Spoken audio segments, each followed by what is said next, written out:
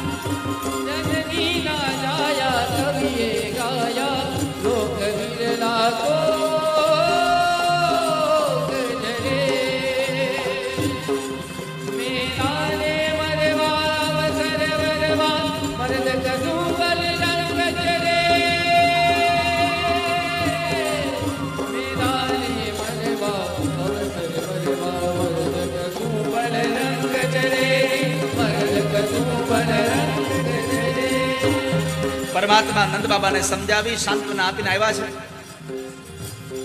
જાણે મલકુસ્તના બધા જ દાવને ભગવાન જાણતા હોય એમ પોતાના હાથથી મુઠ્ઠીઓ ભરી ભરી પોતાના શંખ ઉપર રેતીઓને ધૂળને નાખી છે. પોતાની જાંઘ ઉપર હાથ પછાડીને બંને ભાઈઓને આહવાન આપ્યું, આવી જાવ હવે. ચાણૂરને મુષ્ટિક આધ્યાત્મિક જગતમાં કામ અને ક્રોધ છે. કામને ભગવાન કૃષ્ણ મારે છે ને ક્રોધને આત્મવિદ્યાનું પ્રતીક દાવદાદા મારે છે. બંને ભાઈઓ યુદ્ધ કર્યું. એક એક મુષ્ટિકાના પ્રહારે મલોને ધૂળ ચાડતા ગયા છે. જેવા મલો મરાયા, કંસે નજર કરી એટલે શલ ને તોશલ ને કીધું તમે જાઓ હવે. પણ શલ ને તોશલ બે આવ્યા ખરા, પણ દોરડા ઠેકીને ભાગી જાય ઘરે કે આમાં ન જવાય. હવે ઘરે બાયડી છોકરા રાહ જોઈ દે, ભાગી ગયા. પણ આમ પણ સમય સંજોગે સમજી જાઉં તો મજા છે, એમાં બધું હચવાઈ જાય. બંને જણા ભાગી ગયા. ભગવાનના મિત્રો દોરડા ઠેકી ઠેકીને અંદર આવ્યા છે. બે ભાઈઓને ખભા પર બેસાડ્યા. બે ભાઈઓ એક એક હાથીદાર પોતાના ખભા પર રાખ્યો છે. અને એમાં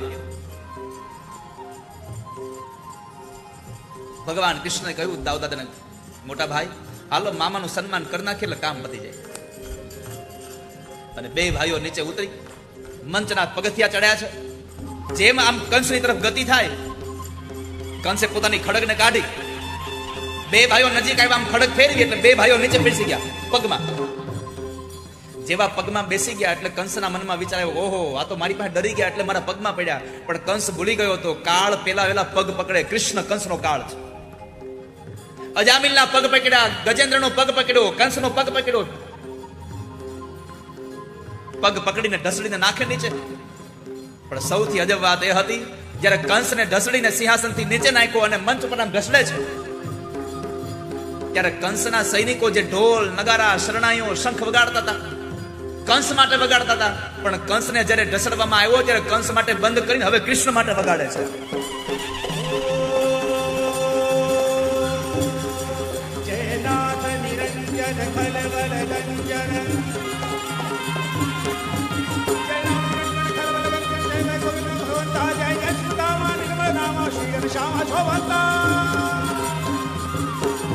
जय जय विशिलाला मौक्तिकमाला कृष्ण कृपाला सुखकारी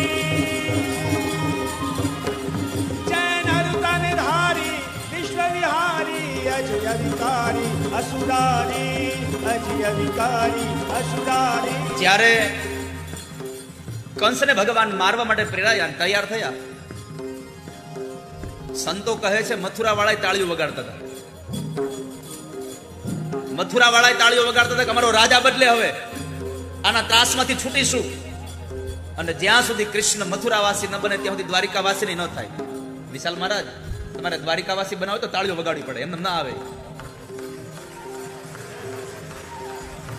તમે કૃષ્ણના પક્ષમાં છો કે કંસના પક્ષમાં, કહી દો એટલે ખબર પડે અમને. ભારત કંસના તો જો નકર આપણે તો એનો રોટલો ખાઈએ બાપ, દ્વારિકા વાળાનો. અમારા પટેલ સમાજના બે ગોર, અમારો વિશાલભાઈ અને પારસભાઈ બે આવ્યા. એકવાર તાળીઓ નાથી વધાવીએ. વાલા ભક્તજનો યાદ રાખજો, મેં અગાઉ પણ કહ્યું હતું, આજે પણ કહું છું કે દ્વારિકાનો કોઈ પણ બ્રાહ્મણ તમારા સત્કર્મમાં આવે તો સમજો તમારો કર્મ પહોંચી ગયું ભગવાનના ધામ સુધી. બ્રાહ્મણનું કોઈ આવે તો, શાસ્ત્ર તો એમ કહે છે કે કોઈ પણ બ્રાહ્મણ આવે, કોઈ મહાપુરુષ તમારા કોઈ સત્કર્મમાં આવે, તમારા યજ્ઞમાં આવે તો એ ત્રણ પ્રકારના તમારા માટે થઈ અને એ પ્રમાણપત્રો લઈને આવ્યા છે. પેલું પ્રમાણપત્ર છે, આજે તો આ બે ભૂદેવે આવ્યા અને આજે અમારે સંતોએ પધાર્યા છે. ગોવિંદ સ્વામી આજે અમારે કેટલા તમારું કાર્ય સંપન્ન. કેપી સ્વામી અમારે એ પણ એક સારા બહુ ભાગવત કથાકાર છે. સંતો ને બ્રાહ્મણો તમારા યજ્ઞમાં આવે ત્યારે ત્રણ પ્રમાણપત્રો તમને મળ્યા. એનું પ્રમાણ છે, પેલું પ્રમાણપત્ર છે તમારો યજ્ઞ સંપન્ન થયો ગયો છે. પછી ભલે બીડું હોમાણું એક ન હોમાણું હોય, તમારો યજ્ઞ સંપન્ન થઈ ગયો એનું પ્રમાણપત્ર છે, બ્રાહ્મણો તમારે ત્યાં આવે. બીજું, તમારા પિતૃ અને ભગવાનનું ધામ મળ્યું છે એનું પ્રમાણપત્ર છે આ બ્રાહ્મણો, આ સંતો. અને ત્રીજું, તમારી ઉન્નતિનો સૂર્ય ઉદય થઈ ચૂક્યો છે એનું પ્રમાણપત્ર છે આ બ્રાહ્મણોના સંતો. આજે ચક પરિવાર ભાગ્યશાળી છે, એક સાથે સંતો અને બ્રાહ્મણો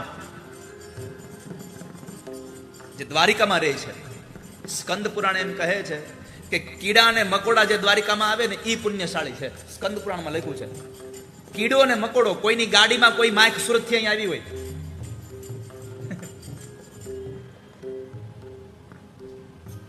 કોઈની ગાડીમાં મચ્છર આવી ગયું હોય, રાજકોટ ગયા હોય, જામનગર ગયા હોય, લઈ આવ્યા હોય આપણે, બાર ગામથી ઉડતું આવેલું મચ્છર અને માખી પણ જો દ્વારિકામાં આવે તો એ પુણ્યશાળી છે. તો દ્વારિકામાં જે લોકો રહે છે એ કેટલા ભાગ્યશાળી હશે, કેટલા પુણ્યશાળી હશે. આ સ્કંદ પુરાણ કહે છો, મારા શબ્દો નથી. આ બધા સંતો દ્વારિકામાં રહે, આ બ્રાહ્મણો અહીંયા દ્વારિકામાં રહે, અને આપણા દ્વારિકામાં રહેતા એ સંતો આપણા આવા આયોજનમાં આવે તો સમજીએ આપણો યજ્ઞ સંપન્ન. ઠાકોરજી રાજી થયા આપણા માટે, ભગવાન રાજી થયા, પ્રભુ રાજી થયા. તો મથુરા વાળા તાળીઓ વગાડે તો વૃંદાવન વાળાનો શું વાગ છે?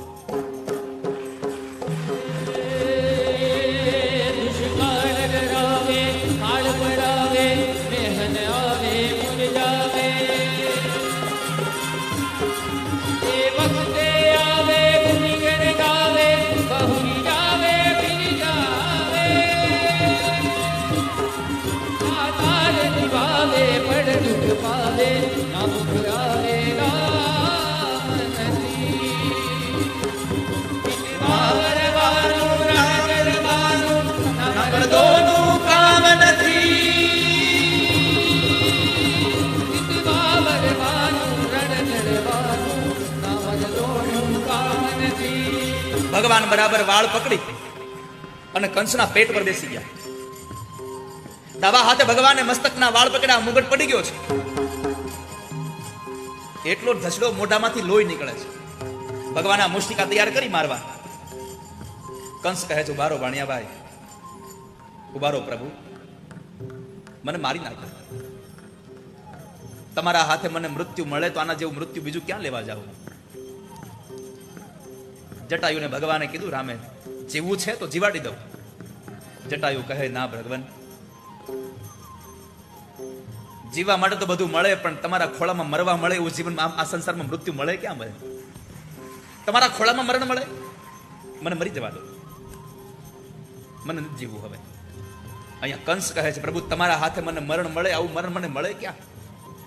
પણ મારી એક પ્રાર્થના છે તમને. બોલો મામા, શું કેવું છે? તો કહે છે, મને માર્યા પછી મથુરાના રાજા બનો તો મથુરા વાળા ઉપર ભરોસો કરતા નહીં હો, આની પર ભરોસો કરતા નહીં. ભગવાને પૂછ્યું, કેમ આવું બોલો છો? તો કહે છે કે આ બધા મારો જય બોલાવતા હતા. અત્યાર સુધી આ બધા મારો જય જય કરતા હતા. આજ મારો સમય નબળો આવ્યો, તમારી જય બોલાવે છે. કાલ તમારો સમય નહીં બોલાવશે, બીજાની જય બોલાવશે. આનું નક્કી નહીં દુનિયાનું. ક્યારે હાથીને અંબાડીએ બેસાડે, ક્યારે ગધેડે બેસાડે, નક્કી જ નહીં આનું. અને બન્યું પણ ખરું.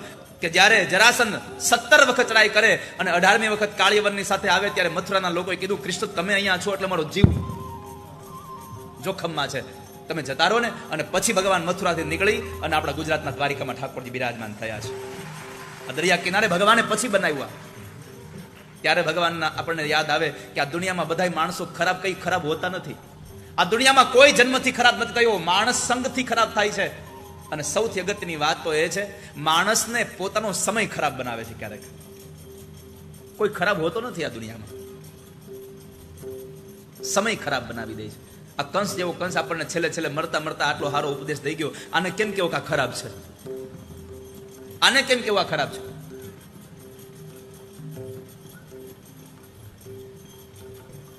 ભગવાને એક મુષ્ટિકાનો પ્રહાર છાતીમાં કર્યો, કંસનો પ્રાણ નીકળ્યો. આકાશમાંથી દેવતાઓ પુષ્પના ટોપલાઓ સાથે ભગવાન ઠાકોરજીને વધાવે. ભગવાનનો જય જયકાર થાય. મથુરાના લોકો ભગવાનનો જય જયકાર કરે. કંસના લોકો સૈનિકો ઢોલ નગારા શંખ શરણાઈઓ ફૂંકવા લાગ્યા છે. આનંદ ધુમીઓ વાગવા લાગી છે. દેવતાઓ જય હો જય હો જય હો ના નાદ કરી રહ્યા છે. કારણ કે આજે કંસના પાપમાંથી હવે મુક્તિ મળી. વૃંદાવન વિહારી લાલ કી, દાઉજી મહારાજ કી, કૃષ્ણ કનૈયા લાલ.